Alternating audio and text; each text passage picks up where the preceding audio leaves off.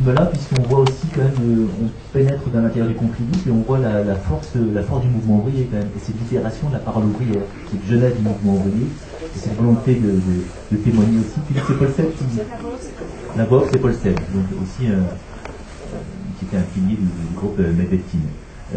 Donc ce film-là, c'est celui qui avait le plus de succès lors des meetings pro-LIP. C'est celui qui était le plus efficace et qui faisait monter le plus d'argent. Donc les images sont dues, c'est un film collectif, monté par Chris Marker, mais vraiment collectif parce qu'il y a beaucoup d'images d'autres opérateurs. Il y a Carole Rotopoulos pour les images en noir et blanc, par exemple, vous voyez, c'est Monique Titon qui témoigne, et c'est marrant comme ces films aussi se veulent une critique des actualités, c'est toujours des contre-actualités, à moins du voilà celui qu'on voit pas. Justement, on attend l'image de ça. Extrait du dos au mur, puisque le dos au mur a été tourné par Jean-Pierre Storm à Saint-Ouen en 1979. Donc Jean-Pierre avait été établi en usine pendant 8 ans, à l'usine Alstom Saint-Ouen. Et puis il a quitté cette usine et un an après a éclaté une grève qui se fait depuis longtemps, une grève avec occupation. Et Jean-Pierre a fait ce film-là qui s'appelle Le dos au mur, qui est un très beau film qu'on a plusieurs fois montré ici. Jean-Pierre arrive à faire filmer cette grève de l'intérieur. C'est pour ça que c'est un documentaire unique, parce que tu connais les gens qui filment et tu connais les lieux que tu filmes. C'est pas un film fait de l'extérieur où les gens vont glaner des images à la va-vite. Vraiment, tu te poses des idées de conception. Bruno Muel a été à l'image de temps en temps, parce que c'est une caractéristique aussi du cinéma militant, c'est que comme tout le monde est bénévole, les gens viennent quand ils ont le temps. Voilà. Alors sur la droite, c'est Chris Marker là, qui prend la photo. C'est pour en venir là. Et Chris Marker est venu aussi, comme il était à l'affût de tout tournage, il est venu sur ce tournage. Je te passe la parole. Je voulais rendre hommage à Chris parce que pour ce film, pour montrer sa curiosité, sa profonde solidarité avec le mouvement ouvrier. Moi, j'étais en train de tourner, c'est d'ailleurs un conflit qui est très influencé par l'IP, puisque nous, on avait démonté, à l'image de l'IP, donc rentrer dans l'illégalité sur certaines actions face à la répression qui allait forcément arriver. On avait fait un trésor de guerre avec des pièces votées en Assemblée Générale, enfin bon, dans les formes, mais de façon à ce que la police ne puisse pas faire retravailler l'usine. Voilà, c'était une des caractéristiques, mais une autre caractéristique aussi de ce mouvement, c'est que, en fait, les ouvriers pour la solidarité se sont mis à fabriquer. C'était extrêmement intéressant pour moi, parce que c'était des copains qui, a priori, étaient très éloignés des idées de l'IP à l'époque où l'IP s'était passé. Bien sûr, on les avait fait venir, bien sûr, on était allés en manifestation à l'IP, mais en plus, voilà, ils fabriquaient des objets, des cendriers, tout ça pour la solidarité, et se réclament de l'IP. Alors, c'est vachement intéressant de voir comment... et ils avaient fait un comité de grève qui associait à moitié des non-syndiqués, donc moitié des délégués, moitié des gens élus par leurs ateliers. Donc on voit aussi comment une idée nouvelle de la démocratie ouvrière fonctionnait. Et donc moi, à l'époque, j'avais pas vraiment de moyens de production. Tous les soirs, je partais avec ma mob chercher de la péloche de tous les groupes qui pouvaient m'en donner. Et je débarque donc un jour chez Iskra. Et par bonheur pour moi, Chris était là. Je ne l'avais jamais rencontré avant, bien sûr, je le connaissais et tout, mais jamais rencontré. J'explique, j'explique ce qui va se passer. Demain, on organise. Les travailleurs ont inventé une mise en scène avec une table qui va suivre toute la journée le patron dans la rue jusqu'à temps, parce qu'on était à 3 semaines de grève. Il n'avait jamais reçu le comité de grève. Et en plus, ils avaient fait voter l'évacuation de... voilà, donc c'était quand même incroyable. Et ils ont fait cette mise en scène géniale. Et Chris c'était très touchant d'ailleurs, il m'a dit, tu m'autorises à venir faire des photos? Bah oui, bien sûr, évidemment, c'est formidable. Et donc il est venu, il a photographié toute cette journée. Et les photos, le patron a une attitude que vous allez voir dans cette séquence, qui était incroyable dans son cynisme, cette façon de recevoir les copains en grève. Et du coup, on en a fait une affiche le lendemain, il nous a donné les photos le lendemain, on l'a affiché dans toute l'usine et c'était devenu un peu un emblème de l'usine. On mettait les revendications avec la photo de ce patron qui était vraiment d'un mépris incroyable. Et donc Chris, à sa manière, puisque nous, comme on tournait en 16, on a eu beaucoup plus tard les rushs du film, le film c'est terminé bien après, et grâce à Chris, tout de suite, le mouvement était soutenu. Je dois dire que j'étais très touché par le film de Medvedkin, parce que moi, toute ma vie, c'est ce que j'ai essayé d'appliquer, c'est-à-dire, on filme, mais après on va montrer. Un film n'existe pas si on ne va pas au-devant du public. Et pour celui-là, le dos au mur, bon, on a dû faire une centaine de salles en France à l'époque, avec soit des salles d'arrêt essai ou des associations, avec chaque fois des débats dans le mouvement syndical absolument passionnants, quoi. Entre des militants qui s'interrogeaient, comment lutter à l'époque des trusts, est-ce que nos formes de lutte sont adaptées, pourquoi ça fait OD au programme commun, enfin, toutes ces questions étaient au comité de grève, oui ou non, pourquoi, enfin. Et à l'Alstom, je n'arrivais pas à passer le film, parce que les copains, enfin, du parti qui était à la tête de la CGT, ou les copains de l'Humanité Rouge, c'est-à-dire des maoïstes qui étaient à la tête de la CFDT, refusaient de montrer le film aux travailleurs en disant c'est pas le film de tous les travailleurs, c'est un film personnel de Jean-Pierre. Et moi je revendiquais beaucoup, et Chris m'a beaucoup soutenu là-dessus, c'est un film personnel. Et alors, il faut commencer à oser parler du monde du travail en son nom personnel, et pas au nom d'aucune structure. C'est la seule manière pour qu'il y ait de la culture populaire. Voilà, et donc...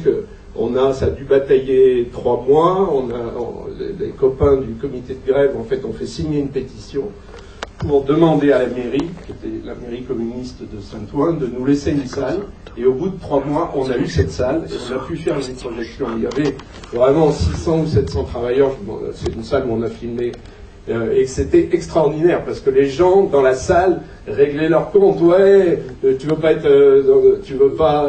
c'est parce que tu veux pas payer ton timbre, radin, enfin bon, c'était absolument extraordinaire. J'avais rarement vu une projection pareille, et Chris était dans la salle et photographié.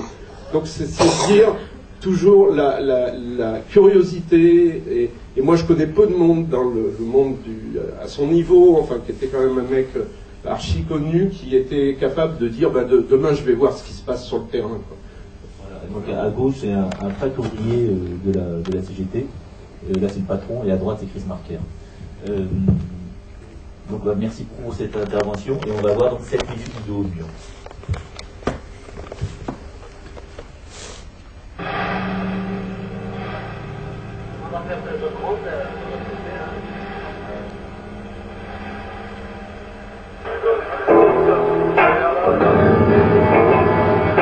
Jeudi 25 octobre, 15e jour de grève. Toujours aucune négociation. Alors tous, là, nous vous invitons à accompagner la table jusqu'en Gisons, à la chambre patronale de Saint-Ouen.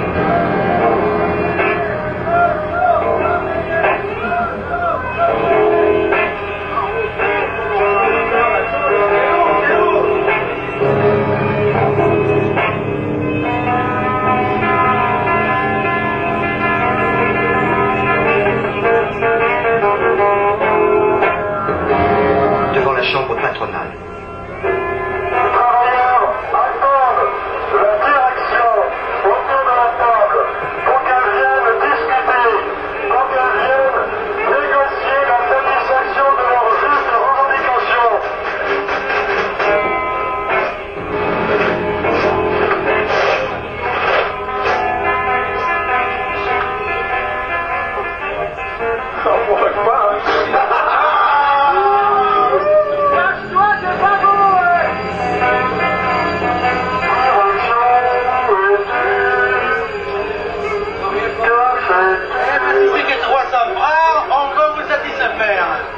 Commencez par vous donner 20 balles. Bien sûr, on négociera. Allez, sortez parce qu'il va vous ouvrir.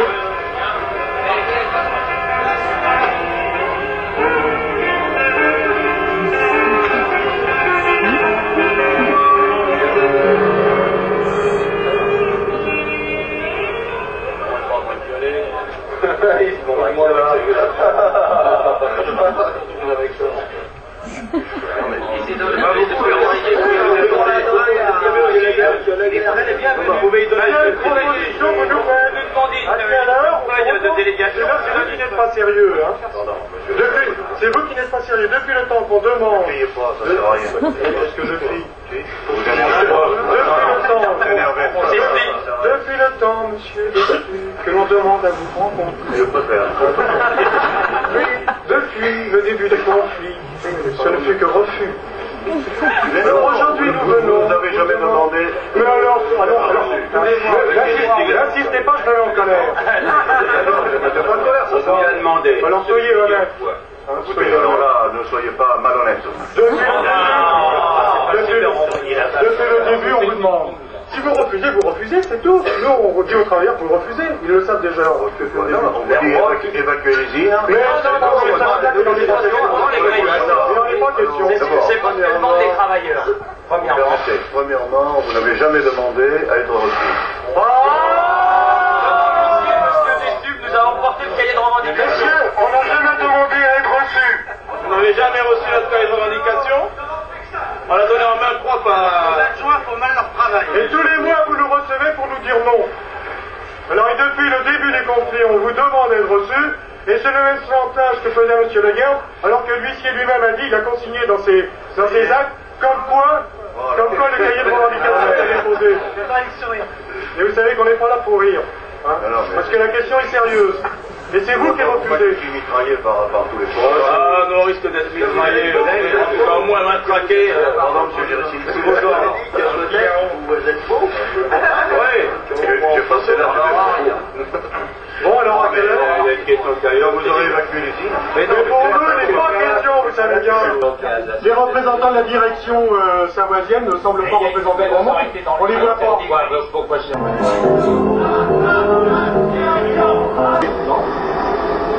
Sortez Une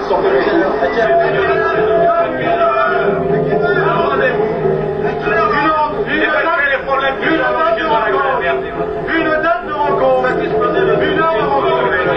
Une heure de rencontre.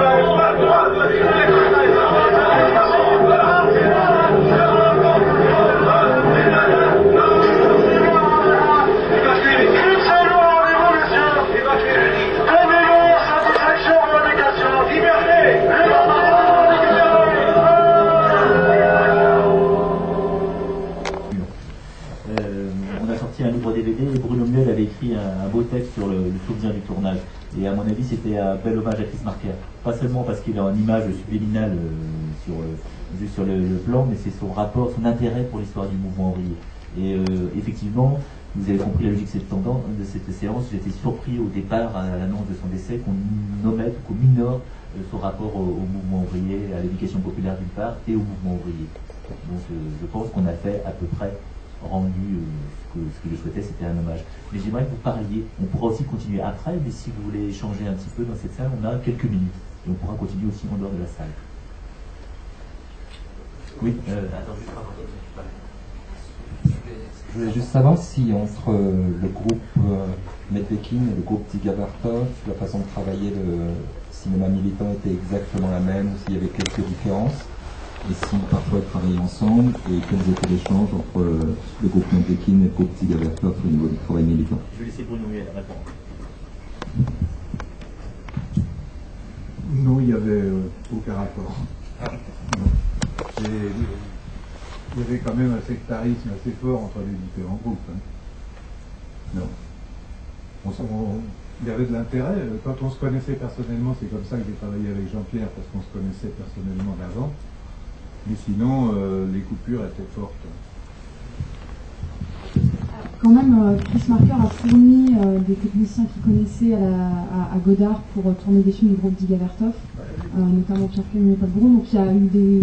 Enfin voilà, il y avait... En tout cas, Godard et Marker se connaissaient, il y a eu des échanges comme ça, mais c'était pas du tout les mêmes buts de travail et les mêmes modes de fonctionnement. Donc, alors Marker pouvait se retrouver au carrefour de différents réseaux, mais ces réseaux pouvaient être coupés les uns des autres. Lui était au carrefour. Est-ce qu'il y a d'autres questions, d'autres remarques? Lionel, plutôt que encore sur la moquette. Je fume.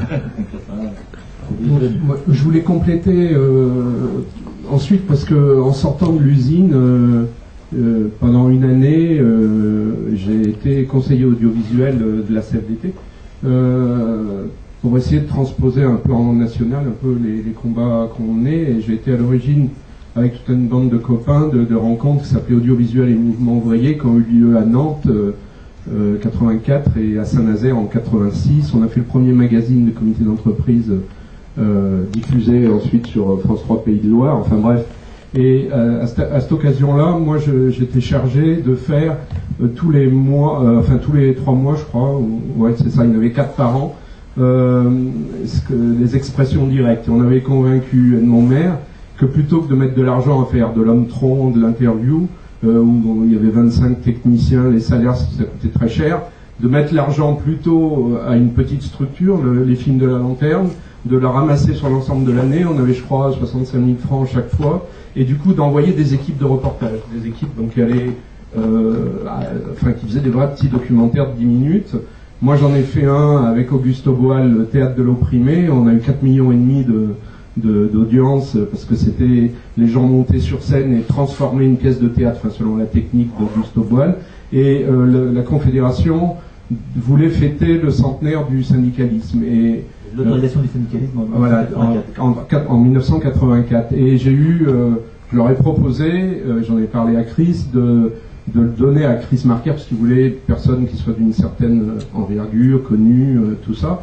Et Chris a dit ok, je suis prêt à jouer le jeu. Et il a fait un film totalement étonnant qui s'appelle 2084. Je vous invite vraiment à le voir. Je crois qu'on va le passer à la Courneuve la semaine prochaine, c'est ça ? Voilà. Et en fait, c'est ça qui est formidable, c'est qu'il a mis ces techniques numériques il cherchait vraiment des nouvelles images, des synthétiseurs d'images et tout.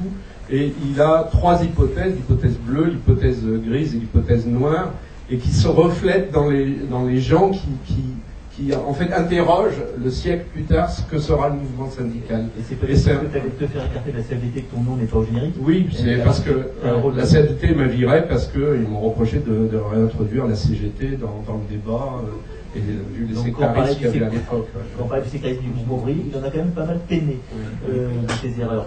Et donc ce film-là, on va le passer à la Courneuve, donc c'est un appel. On passera un petit film. Ah, vous passez. Ah oui. Ah bah très bien. Ou un extrait. Ah super. Très bien. Super. Très Bravo. Bien. Voilà, donc la séance. Et aussi, on passera un petit film cubain, qui sera une surprise. Le portrait, le film que Marker a fait sur Maspero. Et là, c'est comme un jeu de miroir. Parce que vraiment, c'est comme un double en fait. Les rapports entre Maspero et Marker étaient très proches, très intenses. Ils ont un même itinéraire de presse, ils étaient proches quotidiennement pendant très longtemps. Et puis il y aura un petit film sur Youssef Tatem que Bruno Muel avait monté. Je suis resté à la fin. Non, c'est vendredi prochain.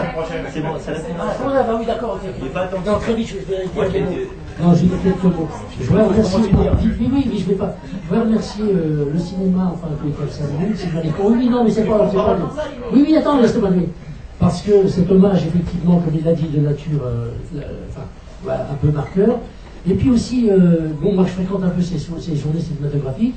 Il y avait un thème une fois, je ne l'ai pas vu, malheureusement, voir l'invisible. Et je voudrais dire, c'est en plein de ce que faisait Marker.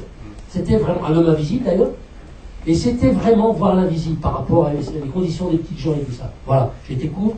Donc, Youssef Tatem, Bruno Muel, Jean-Pierre Thorne et Catherine Roudet, vous n'avez pas démérité de la classe ouvrière. On vous remercie. Et Francis Perret également, évidemment. Merci beaucoup, on est très en retard, on est désolé, mais comme vous dites passionnant, on n'a pas voulu vous couper. Parce que pour l'avoir, c'est très simple, il faut cotiser à la MSA. J'ai pas envie. C'était pareil, c'était équivalent. On n'a pas envie de passer par ce système. On n'a pas les moyens, on n'a pas le fric pour faire des films, on n'a pas les autorisations, on n'a rien, on n'a pas les moyens de diffusion, on s'en fout, l'important c'est de les faire. Et on se démerdait pour récupérer de la pellicule périmée ou n'importe quoi, trouver une caméra 16 à emprunter, des copains qui savaient comment s'en servir, utiliser ton film, puis après, c'est là que les moyens de diffusion, on avait fait une projection à Toulouse, je ne sais plus trop où, début mai 68, 4 mai, et ça n'avait pas encore pété le 4 mai, tu vois, c'était chaud. Vous étiez dans l'illégalité en plus parce que le 16... Non, on se connaît pas. D'accord. Ah, j'ai plus de... Pour voir tout cela ce soir pour accueillir Alejandro Jodorowsky qui nous rejoindra après la séance. Tout à l'heure, Fernando Arrabal était là pour présenter le premier film de Jodorowsky qui était adapté d'une pièce d'Arrabal, Fando Ellis. Là, c'est son second film. El Topo, donc, qu'il a réalisé en 1969. Et voilà, enfin Jodorowsky, je crois que tout le monde le connaît. Voilà, on accueille un magicien à Saint-Denis, c'est pas tous les jours, un praticien du tarot magique qui faisait aussi des séances de cabaret mystique dans les années 80, qui a écrit aussi beaucoup de scénarios de BD, l'Incal avec Mobius pour ceux qui connaissent. Nous on l'accueille à Saint-Denis pour Utopia pour montrer voilà l'essentiel de ses films, des films cultes comme El Topo justement. Et je vais laisser la parole à Jean-Pierre Bouxou, qui était déjà venu à Saint-Denis pour l'édition Sexis Politics, qui est aussi cinéaste. Il a fait aussi quelques films cultes, Satan bouche en coin, Sortez vos culs de vos commodes. De ma commode, ou Amour collectif. Voilà, là il est aussi journaliste, il a écrit dans beaucoup de revues de cinéma fantastique, et aussi Harakiri, Métal Hurlant. Il continue à écrire dans Ciné Mensuel, et je lui laisse de suite la parole pour présenter El Topo. Jean-Pierre, merci. Oui, bonsoir. Comme il vous tarde de voir le film quand on est en retard, je vais vous parler très brièvement.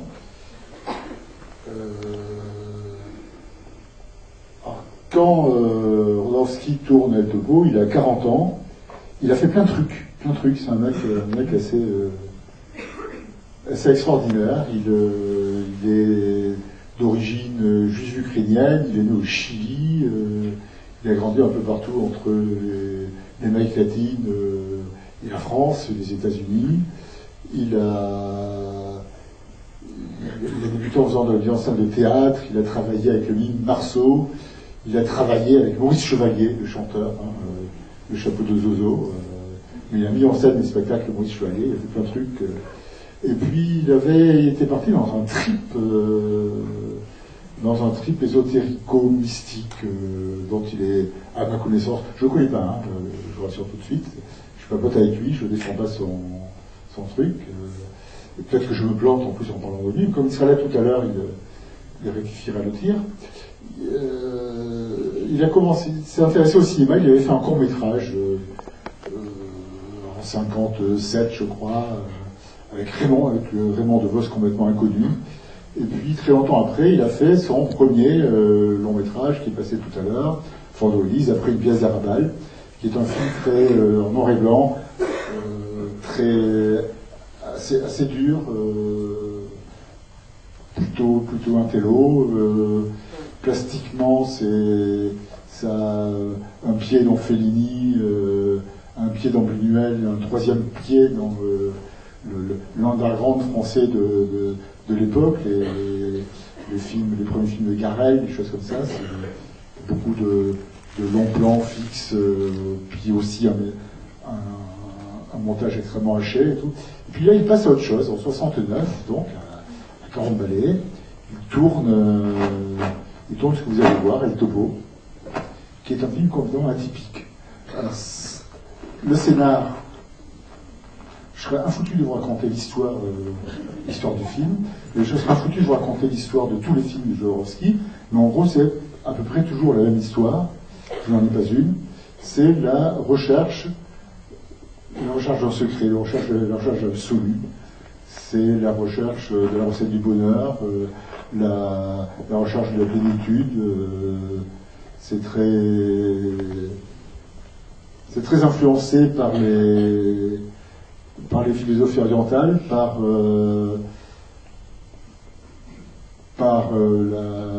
la sorcellerie indienne d'Amérique. Jodorowsky, par ailleurs, était un passionné de tarot. Il est devenu une sorte presque de gourou. Il enseigne le tarot à plein de gens. Un mec assez invraisemblable. Et vous allez voir à quoi il ressemble, enfin à quoi il ressemblait. C'est lui qui a le rôle principal de son film, c'est lui qui fait El Topo. El Topo, c'est les tops, c'est l'anneau souterrain, ce qui peut être lu aussi comme une référence au type de cinéma qu'il pratiquait. Cinéma El Topo souterrain. C'était un cinéma qui ne marchait pas du tout dans le système, qui ne marchait pas, qui avait un mode de production très marginal, mais officiel aussi, c'est des films qui avaient des diffusions extrêmement aléatoires. Alors la production, c'était financé par un mec lui-même assez extraordinaire qui s'appelait Juan Lopez Moctezuma, qui est devenu réalisateur, qui a fait des films de vampires, qui a fait Mary, Bloody Mary, qui a fait Alucarda, qui a fait la Mansion de la Locura, la maison de la folie, enfin le manoir de la folie, pardon, qui a fait plein de trucs assez incroyables. Le directeur de la photo, c'est un des grands maîtres du cinéma mexicain, Rafael Corquidi, pareil, qui avait un pied dans le cinéma d'extrême avant-garde et un pied dans le cinéma très commercial, les films de série, les films de cul, les films de catcheurs, des choses comme ça. Et Jodorowsky fait un film qui est directement inspiré, consciemment ou pas, je pense que c'est conscient, parce que c'est trop évident, du western italien qui était très mal vu à l'époque. Malgré le succès de Sergio Leone, le cinéma italien, c'était le western italien, c'était vraiment le fond du tonneau. Tout le monde, enfin, tous les critiques, tous les historiens et tous les cinéphiles un peu sérieux méprisaient ça profondément. Vous allez voir, c'est très inspiré par le western italien, avec le même hiératisme, les mêmes longueurs, on retrouve les mêmes thèmes, les duels, etc. Mais avec toujours cette quête sinon mystique, du moins ésotérique, qui est toujours là. Avec les obsessions de Jodorowsky, qui étaient déjà là en amorce dans Fando Ellis, quelques années avant, et qu'on va retrouver dans La Montagne Sacrée, dans tous les films qu'il va faire après, avec les estropiés, les nains. Il aime beaucoup les estropiés, les nains. Il est de toute évidence, peut-être qu'il tombera des nues, s'il envoie des nues, s'il entendait dire ça, mais il est de toute évidence fétichiste des pieds. Il y a des histoires de pieds de messieurs fous des pieds des dames, ou de dames folles des pieds des messieurs dans ces films. C'est tout un univers extrêmement curieux. Et c'est surtout, on peut ne pas être forcément très sensible à la dimension ésotérique de ces films. Personnellement, je reconnais que c'est pas ce qui me passionne le plus. Mais il y a un truc qui est très chouette, c'est que ça relève complètement du psychédélisme. Vous savez, le psychédélisme, c'était quand on fumait des joints et qu'on prenait de l'acide pour s'ouvrir la tronche. On en avait marre de vivre replié sur le petit monde, on avait envie de s'ouvrir au monde et que le monde s'ouvre à nous. D'aller voir les autres, d'aller voir chez les autres, d'aller voir dans les autres et de donner aux autres la possibilité de venir voir en nous, chez nous.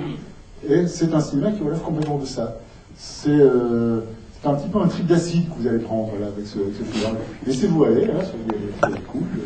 Et vous allez voir, c'est bourré. Alors, chaque séquence, il y a des trouvailles visuelles, il y a des trouvailles de mise en scène, des trouvailles de scénario. C'est pas forcément parfaitement foutu, on s'en fout, c'est pas grave. Mais c'est du grand cinéma, c'est surtout du cinéma en grande liberté. Et ça fait vraiment beaucoup de bien. Voilà. Bonne soirée.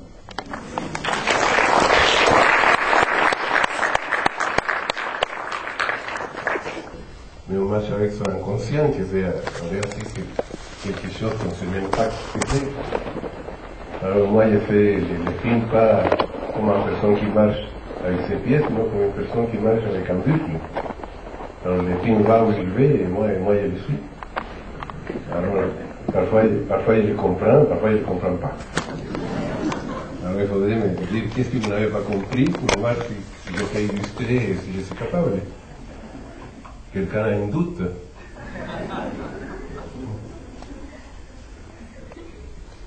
Et pourquoi j'ai fait ce film? Non, parce que j'aime faire des films. Mais le premier film que j'ai fait, Fando Ellis, c'est mon premier film, mais je l'ai fait vraiment purement comme je pensais. Il faut dire que je ne suis pas un cinéaste industriel. Pour moi, les films, je ne fais pas les films pour gagner ma vie, mais je ne fais pas les films comme un commerce. C'est un immense commerce. Tout est pour l'argent, là. Tu vois? Alors, j'ai fait les films en dehors de l'industrie. Et en dehors de toutes les demandes qu'on peut te faire un producteur, une star, un distributeur, et tous ces emmerdements qui t'empêchent de toi-même de faire ce que vraiment tu veux faire. Alors, j'ai toujours voulu faire ce que je veux faire. Et être moi-même, bon ou mauvais. Bon. Alors j'ai fait Fandelis. Comme je le sentais, avec un grand scandale homicide, etc., etc. Maintenant, je ne comprends pas pourquoi. Et à cette époque-là, je croyais que le paradis du cinéma, c'était les États-Unis. Je croyais, moi. Et tout d'un coup, on achète Fandelis pour les États-Unis. Ah, je croyais que j'avais triomphé, c'était la merveille pour les États-Unis. Je croyais que les Américains, c'était les plus grands génies du cinéma, qu'ils savaient tout, non? Alors ils ont compris mon film. L'ont présenté, l'ont coupé. On coupait tout ce qui était bizarre. On a essayé de faire un film romantique, c'est la crétinerie totale, tu vois. C'était des crétins, mais plus que crétins, tu vois. C'était des sales businessmen, c'est tout ce qui c'était. Alors j'arrive là à voir Fandelis, a duré 3 jours. Alors, le New York Times, Jodorowsky est si loin d'arriver à Buñuel que Fandelis d'arriver à Tar. Parce que Fandelis sont des personnes qui essaient d'arriver à un paradis qu'ils ne trouvent pas. Alors, pendant 3 jours, j'étais déprimé, le monde m'a tombé sur mon dos.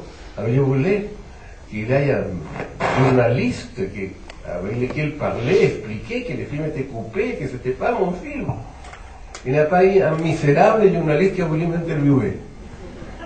Même pas les hippies, personne n'a voulu.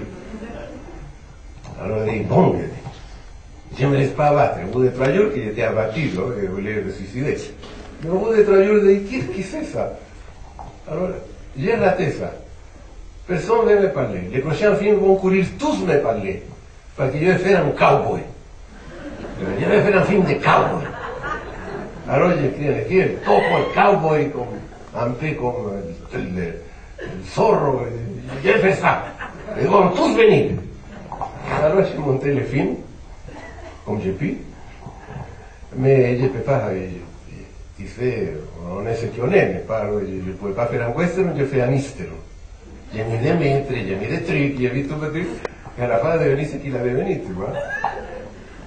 Mais j'ai eu la chance, parce que parfois on a la chance que je ne savais pas, on est allé là, qu'on les distribue, que je ne me suis pas préoccupé.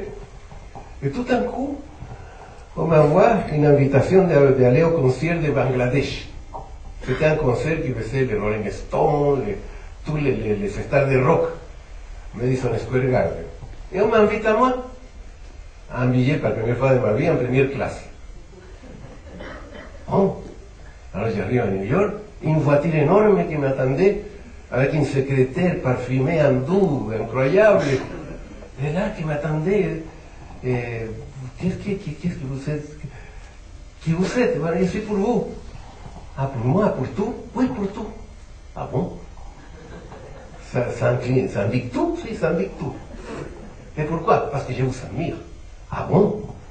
Alors j'arrive au concert et on m'assoit dans la première file, les Beatles, tout ça, je suis assis là. Ah bon? Et après, à la fin du concert, il y avait 300 000 personnes. On m'amène à un restaurant, à un bar où tous les stars du rock étaient là.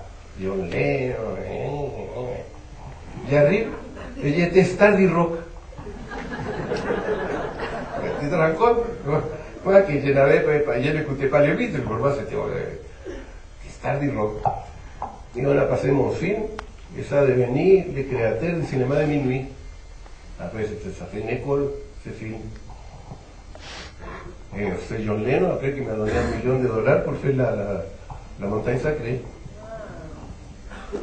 Mais j'avais presque 40 ans, hein. Je n'étais pas pour être rocker, moi. Alors j'ai dit, me laissez pousser les cheveux, moustache, costume de fleurs, fumer la marijuana, tout ça, hein. Je m'accepte.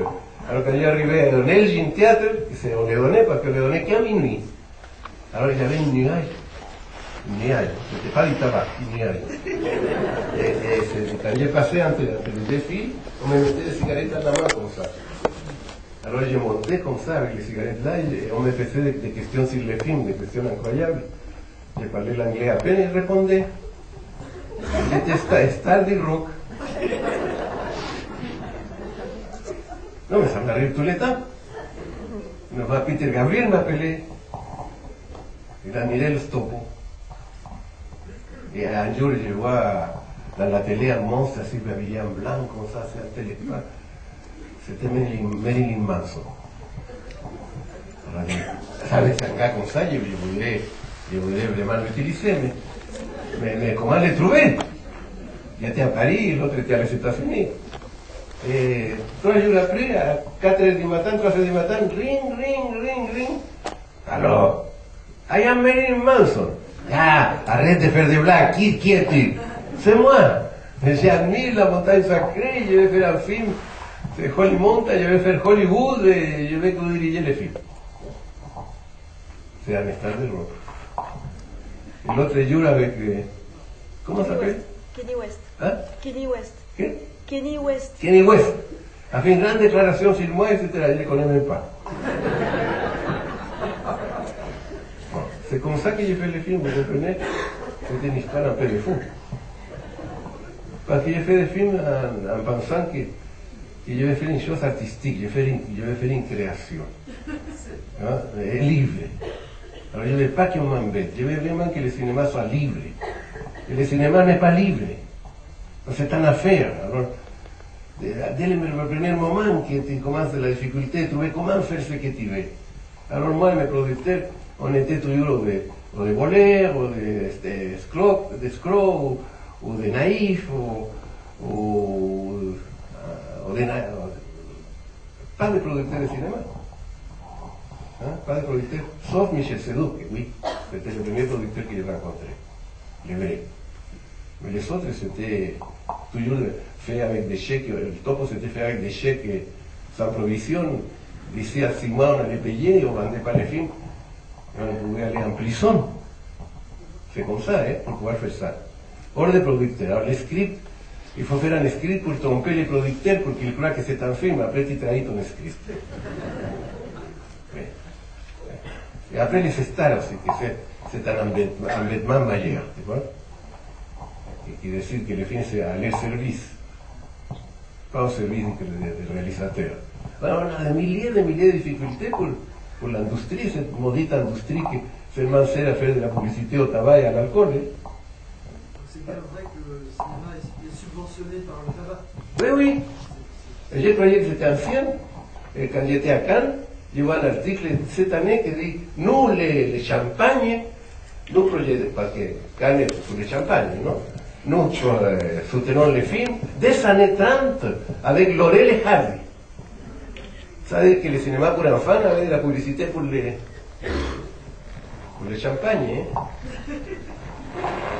Quand tu vois Gravity, tu vois, il est légal, et George Clooney qui arrive comme ça, en flottant comme ça, et se tape en vodka et après il s'en va. Non, mais c'est pas possible. Voilà. Vous ne faites pas de questions, je parle comme ça. J'ai hâte de parler du film, évidemment.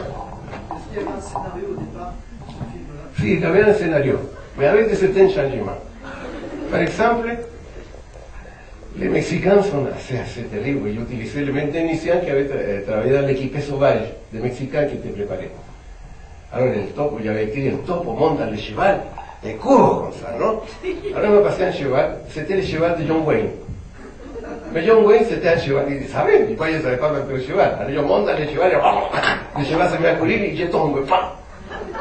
Ah bon, je vais modifier le script. El topo conduit le cheval de la Bible. Voilà, j'ai changé le script. Quand tu ne verras pas aller dans le cheval, c'est pas possible. Ah, ¿existe todavía?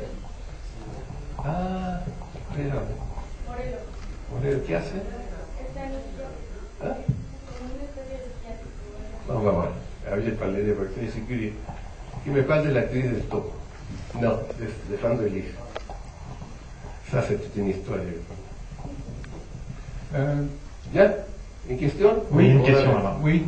Tout à l'heure, Jean-Pierre Bouixou, quand il présentait le film, parlait de votre veine, on va dire, ésotérique, et il disait que c'est pas ce qu'il préférait d'ailleurs dans vos films. Et en revoyant le El Topo, on voit bien qu'il y a des tonnes et des tonnes de symboles dans tous les sens. On dirait qu'en même temps, vous prenez ça au second degré, c'est-à-dire que vous faites presque une parodie de tous ces éléments. Est-ce que c'est vrai, ou est-ce que vous le considériez comme ça à l'époque? Oui, avant qu'il réponde, si je peux me permettre, oui. Il y a une dimension de tous ces films qui me semblent en général ignorés, occultés, c'est l'humour. Ce sont des films très drôles. Je ne sais pas si vous en pensez, vous. Oui. Je ne sais pas si on pense lui. Mais moi, ça m'amuse beaucoup. Je trouve ça très drôle. Voilà. Pas seulement drôle, mais drôle aussi. Il y a un philosophe qui a dit lire et la sagesse se confondent. Moi, sans humour, on n'est rien du tout. Vous connaissez la chanson? Sans amour. Sans humour, on n'est rien du tout. Les premiers livres que Breton a mis dans le marché à exister, c'est l'anthologie de l'humour noir. Además, ça m'a beaucoup marqué. Parmi les précurseurs pour Breton de l'humour noir, c'est Kafka. Et les autres, c'est comme ça, non? Alors, pour moi, naturel, vous voyez, dès que j'ai commencé à parler, vous savez rire. Pour moi, l'humour, c'est une chose naturelle. Mais je ne décide pas consciemment de me moquer de ce que je mets en scène. Vous savez que ça sort de moi comme une façon qu'une abeille fait du miel. Ça sort. Et après, on peut les juger que je me moque, que je ne me moque pas. Si les symboles sont comiques, c'est parce que mon esprit est comique. C'est ma création. Mais il n'a pas l'intention de me moquer. Mais il y a d'autres que ça peut être comique, mais ce n'est pas mon intention. Mon intention, c'est m'exprimer tel que je suis. Ou tel que je considère que la chose doit être. C'est différent. Si? C'est différent. Par exemple, est-ce que tous les films ne racontent pas plus ou moins, n'ont pas la même histoire, mais n'ont pas le même cheminement? C'est toujours d'ailleurs l'histoire d'un cheminement, d'un parcours initiatique. Oui. J'ai l'impression que plus le temps passe, plus les films deviennent sereins. Et dans le dernier, ça se termine sur un apaisement. Alors que dans les précédents, ça se termine toujours sur une frustration, pas forcément sur un échec, mais oui. On pose une question, est-ce que cette quête n'a pas été vaine? Et là, dans le dernier, ça y est, on a trouvé la clé de la sagesse. À 85 ans, si je n'avais pas trouvé la clé de la sagesse, je serais un vieux con. Alors, voilà, moi, tu sais, pour moi, la vie, c'est une longue préparation à mourir. Alors, chaque fois, ça s'approche, et chaque fois, il faut comprendre qu'on peut pas continuer dans la révolution et trouver pourquoi on vit et trouver la joie de vivre. N'est-ce pas? Alors, peu à peu, mes films, c'est pas que je m'apaise, c'est que mes personnages font une imitation. Tous mes films, c'est l'imitation d'un personnage qui se cherche, non? Qui commence même dans mes bandes dessinées, Blancal, c'est un détective de deuxième catégorie qui, à la fin, finit avec se bagarrer avec les dieux. Les cerveaux s'ouvrent. L'univers est en train de s'ouvrir, pourquoi pas nous, non? Notre cerveau est en ébullition, en changement et en mutation tout le temps. Alors moi, j'ai muté, bien, oui, c'est sûr, c'est le temps. Les taureaux se brûlent. N'est-ce pas? Je ne ferai pas ça maintenant. Mes personnages ne se brûlera pas maintenant. Au contraire, je ferai une danse en l'air. C'est différent. Aïe, aïe, aïe, aïe, aïe. Mais l'envers de ce film n'est plus aux gens du rock et de la pop d'une certaine époque, parce que ce sont des films complètement psychédéliques, dont le but est d'ouvrir le cerveau, d'ouvrir l'esprit, oui. Et de s'ouvrir aussi aux autres. Oui. Moi, dans ma vie, j'ai fait seulement des expériences de LSD, avec un maître, pour ouvrir mon cerveau. Et des expériences avec champignons hallucinogéniques, pour ouvrir mon mental. Une fois que j'ai ouvert mon mental, ça m'a suffi. Bon, alors j'ai dit aux Américains, Je dis aux Américains, je dis, je vais faire pour vous ce que le LSD fait pour vous. Mais je ne vais pas vous donner une drogue, mon film va être le même effet. Il faut ouvrir le mental. Que le film puisse ouvrir le mental, c'est formidable. Bon. Maintenant, j'essaie, dans la réalité, d'ouvrir le cœur. Tu sais, il y a quatre parties. Le corps qui soutient tout, devant nous, le sexe qui désire tout, le cœur qui veut s'unir avec tout, et le mental qui veut comprendre tout. Donc, ouvrir le mental, j'ai compris tout. Mais est-ce que j'aime tout? Alors il faut ouvrir le cœur. Donc, j'ouvre le cœur, donc je commence à aimer tout. Après, il faut partir, ouvrir les désirs. Qu'est-ce que c'est ouvrir les désirs? Pas seulement le désir d'avoir, non? Sinon le désir de faire grandir, de créer. Bon, alors, on va après. J'espère que le prochain, je vais toucher ça. Essayer de se trouver pas seulement l'émotionnel ouvert, sinon la créativité ouverte. On s'ouvre, non? Mais si même les marécages s'ouvrent, ils font des beaux lotus. Même un marécage peut faire un lotus. Pourquoi pas toi? Non? Tenez, j'ai une question aussi. Bien, là, Seigneur.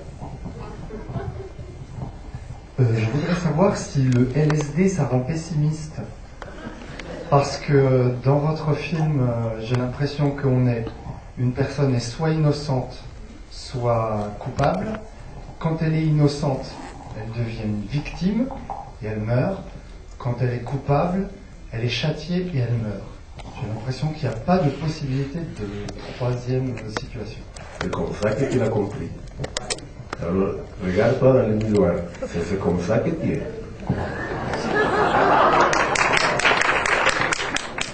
J'ai voulu toujours faire un film qui soit comme un miroir. Chacun voit ce qu'il est.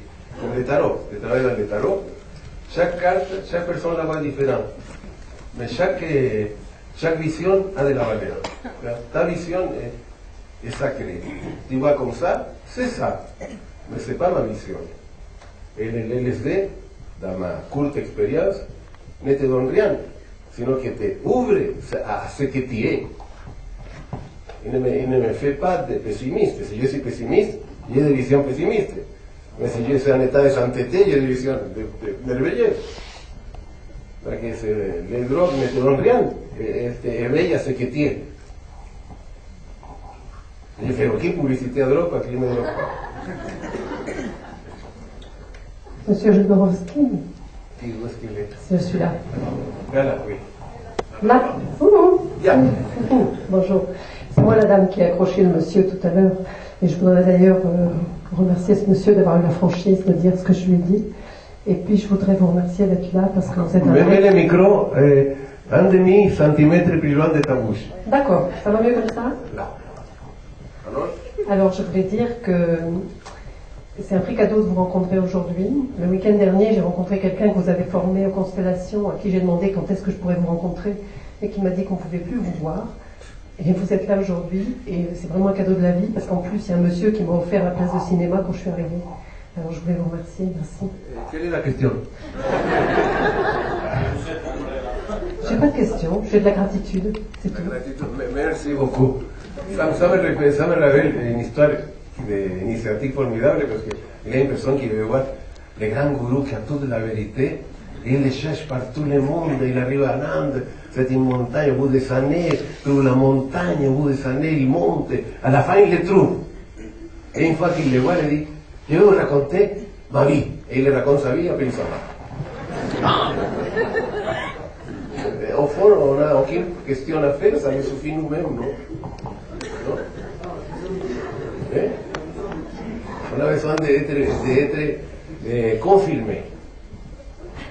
Je connais un gourou qui faisait une affaire formidable parce que la personne qui voyait le disait là, tu viens de t'illuminer. Et la personne partait comme ça. Mais on parle du cinéma. Monsieur ici a une question. Merci. Oui, bonsoir monsieur Andros. Bon, en fait, j'ai 3 questions, je vais commencer par une. C'est pas un secret entre nous deux, pas le plus fort. Ah, c'est bon. Mais moins près de ta bouche pour que je puisse comprendre. Là, ça va. Ouais. Donc, vous commencez le film avec un acte symbolique, on peut dire psychomagie, non? Avec l'enfant qui va devenir un homme et qui met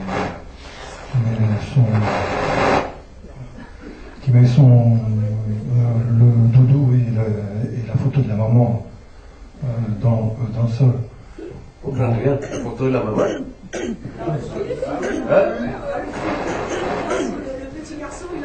Ah, la photo de son maman en tête, oui. Bon. Donc, attendez, je commence. Et donc, bon, je sais que vous avez eu la chance de rencontrer Donna Maria au Mexique. Bon, moi aussi, j'ai eu aussi la chance de rencontrer Brujos. Rencontrer qui? Donna Maria, la grande bruja, non? Pachita. D'accord, je l'ai rencontrée. Ok, alors, pour essayer d'être concis, parce que j'imagine pour vous dire plein de choses, mais qu'est-ce que vous avez appris vraiment de cette personne-là? Oui. Oui, la première chose que j'ai appris, c'est ce que j'appelle la tricherie sacrée. J'ai appris que le cerveau peut douter, mais le corps ne doute pas. Quand tu trouves un intellectuel, quelqu'un que tu le touches dans son corps, il est en défense. Parce que le corps a une façon de capter le monde que l'intellect n'a pas. Alors, les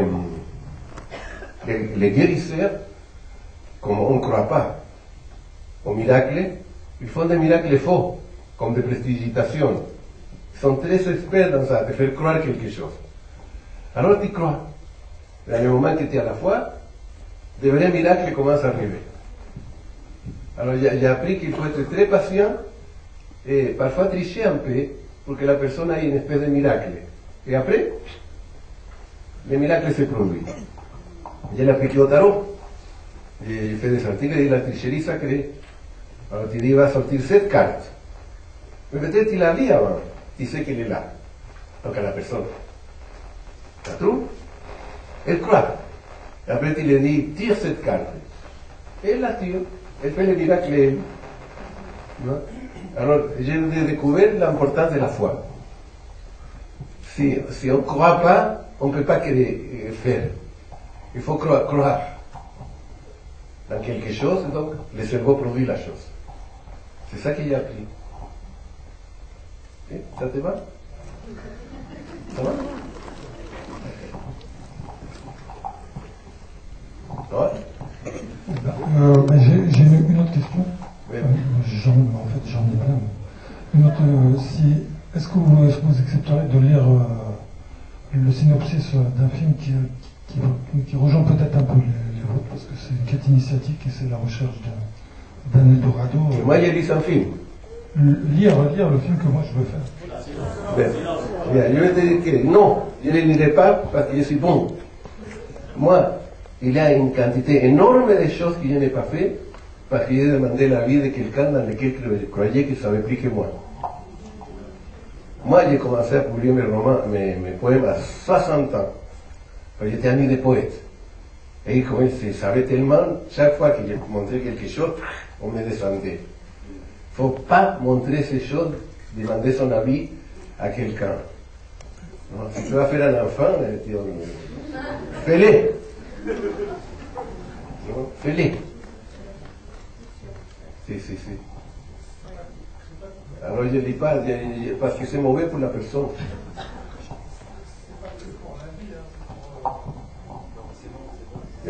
Il y a d'autres questions, ouais. Allez-y, monsieur, là, qui a le micro. Est-ce qu'il y a des réalisateurs ou des penseurs actuels qui vous intéressent, qui vous croyez un peu dans leur travail, dans ce qu'ils font ou tout ça? Aujourd'hui, je me suis mis à penser dans un passeport. Alors, votre nom, anonyme.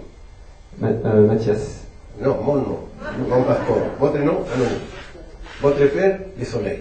Votre mère, la terre. Et votre signe zodiacal, zodiac. Votre numéro dans l'énéagramme, 10. Vous connaissez l'énéagramme, ça a seulement 9 numéros. Il dit 10. Votre parti politique, extrême centre. votre religion toute. Ah bon? Alors, moi, j'admire tous les films. Parce que dans chaque film, je vois quelque chose que j'apprends. Alors, tous les jours, presque, je vois un film. Ça m'amuse énormément. Tous les jours, hein? Chez moi. Mais je les vois sans rien prendre, sans esprit de possession. Parce que ça, c'est le film, je m'amuse. C'est un amusement incroyable. Mais je ne le prends pas comme une école. Ça, c'est la vérité. Hein? Je dis ça c'est bien, j'aime beaucoup, ça, on ne dit pas faire ça, ya. Et comme je suis artiste, comme tous les artistes, il y avait un matador de taureaux qui sortait dans l'arène, mais il faisait comme ça, en disant je suis l'unique, mieux que tous. Quand Nicolas Winding Refn fait des photos, fait comme ça. Je suis l'unique, mieux que tous. Et tout artiste est mieux que tous les autres artistes. Parce que si j'aurais un artiste mieux que nous, on serait foutu. Alors ne me demandez pas ça. Je les admire tous. Es que faire un film, c'est un courage énorme, c'est une armée qui travaille dans ça. Hein? C'est le travail faire un film, mon Dieu. C'est une armée, c'est terrible. Et est-ce que vous comptez faire un prochain film bientôt? Oui. Si je ne fais pas un autre film, c'est un testament, dans la réalité. Si je fais un autre, c'est un comeback. Alors je vais faire un comeback. Oui. Je vais faire, je suis en train de faire. J'ai la moitié déjà. La moitié de capital. Mais peut-être dans quelques années, j'aurai l'autre moitié, je ne sais pas. À moins qu'il y ait un miracle. Non? Parce que j'ai dit par tous les journaux, j'ai fait des films pour perdre de l'argent. Alors je vois un producteur, il échappe tout de suite. Qui veut perdre 4 millions de dollars? Personne. Allez-y, mademoiselle. J'aimerais bien savoir ce que ça évoque pour vous, le sang. Le sang? L'image du sang, oui. Ouais, mais de tous les jours, je sais que je suis rempli de sang. Hein. Je ne la vois pas, mais je suis parfois j'ai des hémorroïdes, je vois du sang. Hein. Ma femme à la menstruation, je vois du sang. Mais qu'est-ce que tu veux que je te dise? Le sang qui est à l'intérieur de mon corps est une merveille. Celle qui est à l'extérieur, elle est mortelle. Non? Le sang. Alors, le pétrole à l'intérieur de la terre, c'est une merveille. Nous, on a sorti le pétrole de la terre et c'est un poisson.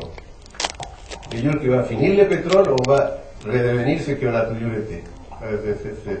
C'est la mort de la planète. Le sang de los demás, c'est la mort de mon corps. De l'autre côté, tous les jours que tu vas à l'église, quand tu fais la communion, tu bois du sang, le sang de Christ. C'est du sang. La chair et le sang, on est une religion cannibale. Oui, c'est cannibale, non?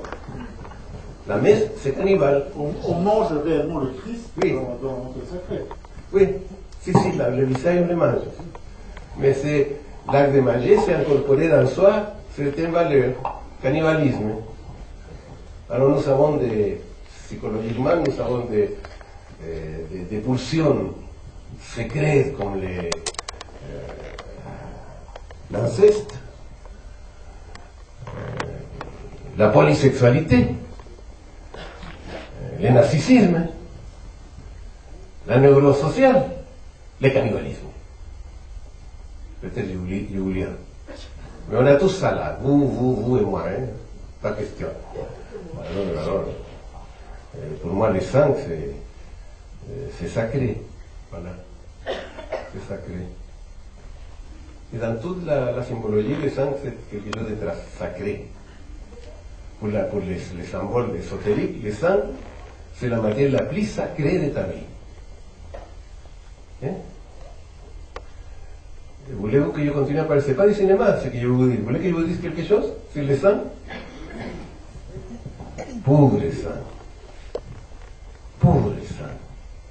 On a oublié que tu es sacré. On t'a pollué. Dans le sang de l'humanité, il y a les plantes maintenant. La marijuana, c'est une plante. L'amapola, c'est dans les sangs. La vigne, les vins, c'est dans les sangs. Le café, c'est dans ton sang. Toutes les plantes. On est en train de conquérir le monde à travers de ton sang. On a été vaincu. Si tu veux que l'humanité ne périsse pas, il faut nettoyer le sang. Si on ne nettoie pas notre sang, les plantes vont nous éliminer de l'intérieur. L'ayahuasca, c'est des plantes. L'héroïne, des plantes. Demande-toi que. Après, évidemment, l'effet chimique, mais ça commence par les plantes. Alors, voilà ce qui est pas du sang. Il faut la nettoyer. Merci beaucoup Alejandro. On va continuer la soirée avec la montagne sacrée. Voilà, on va laisser faire une petite pause avant notre grand film Alejandro Jodorowsky qui vous retrouve dans quelques minutes pour présenter voilà, la montagne sacrée. Merci et à tout de suite.